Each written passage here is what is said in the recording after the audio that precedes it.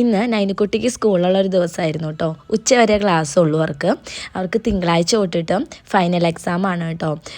ഇനി 2ാം ക്ലാസ്സിലേക്ക് ആവാറായി നൈനുക്കുട്ടി.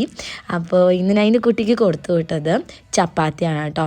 പിന്നെ കുറച്ച് ചിക്കൻ കറിയുടെ ഗ്രേവി ഉണ്ടായിരുന്നു. ചിക്കനൊക്കെ കൊടുത്തു വിടാൻ പറ്റുമെന്ന് എനിക്കറിയില്ല, എന്നാലും ഞാൻ ഗ്രേവി മാത്രമായിട്ട് കൊടുത്തു വിട്ടു കേട്ടോ അതിൻ്റെ ഒപ്പം. പിന്നെ നമ്മൾ കുറേ ക്യാരറ്റ് മേടിച്ചിട്ട് വന്നിട്ടുണ്ടായിരുന്നു ഉമേഷ് കേട്ടോ.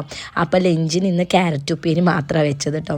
ഉമേഷ് ഇപ്പോൾ ചോറുണ്ണാൻ വരാത്തത് കൊണ്ട് വലിയ ആർഭാടായിട്ടൊന്നും ഞാൻ ഉണ്ടാക്കാറില്ല. നമുക്ക് കഴിക്കാൻ വേണ്ടി മാത്രം തട്ടിക്കൂട്ട് എന്തെങ്കിലും വെച്ച് ഉണ്ടാക്കും കേട്ടോ. ഇവിടുത്തെ ക്യാരറ്റിന് ഒരു പ്രത്യേകതയുണ്ട്, നമ്മുടെ നാട്ടിലത്തെ പോലെ അല്ല കേട്ടോ. നല്ല കളറും ഉണ്ട്, പിന്നെ കഴിക്കാൻ നല്ല ടേസ്റ്റുമാണ് കേട്ടോ. പിന്നെ രാത്രി ആയപ്പോൾ ചിക്കൻ ഉണ്ടായിരുന്നു.